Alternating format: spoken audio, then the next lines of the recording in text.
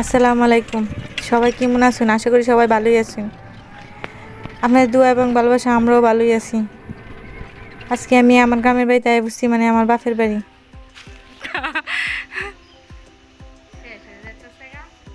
কেলা খায় তো তাতাফো আর এর লগে আমি একটা ঘটনা শেয়ার করি। আমার মা আমার লগে কীরকম শত্রুগিরিটা করছে আল্লাহ দেখুন। আমি ঢাকাতে আরও 2 দিন পরে আইলাম বলে আমার মা করতেছে গাছের আতা ফল নাকি সব শেষ করে এলছে মানছে, আর বেল নাকি সব শেষ হয়েছে গা। আমি না এলে আর পাইতাম না, এর লাগে আমার তাড়াতাড়ি লইয়া আসছে। আরও সারা রাত থাকে না কারেন্ট।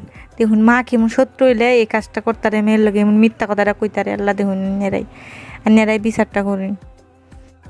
আর একটা যদি আমার ভিডিওটা ভালো লাগে একটা লাইক দিন যান, কারণ আন্যারা একটা লাইক দিলে আমি উৎসাহ পাই পরে ভিডিও বানানোর লাগিয়া। আর এইতেছে আমাদের গাছের আতা ফল। কেডা কেডা গাছের আতা ফল খাইবেন তাড়াতাড়ি আইফোন আমরা বাই। আর দেখুন আমার পোলা ফান্ডি বাইতালে কী অবস্থা করে। আর নানিরে খাইলে তো কোনো কথাই নেই, আর মা আছে না আছে হেরার কোনো খেয়ালই নেই।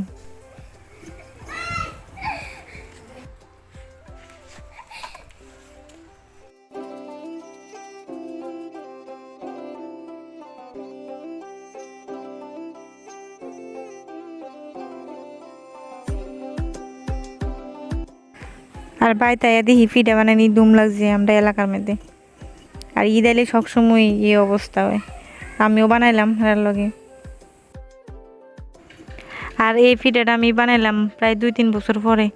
কেমন হয়েছে আমার ফিডাটা কমেন্টস করে জানেন যেন।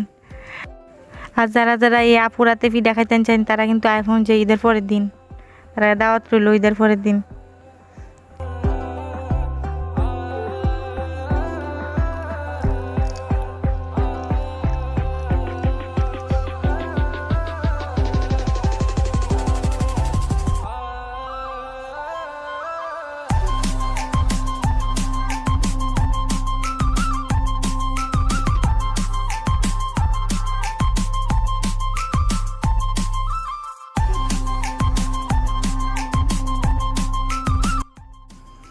আর আমার মার লগে আর বাপের বাড়ি ফ্যামিলির লগে মনে 2-3 বছর ধরে ইফতারি করা হয় না।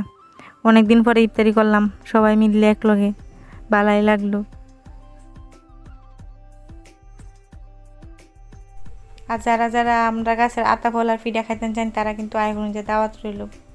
আর সবাই বালা থাকুন যারা আমরা লাগে দোয়া করুন।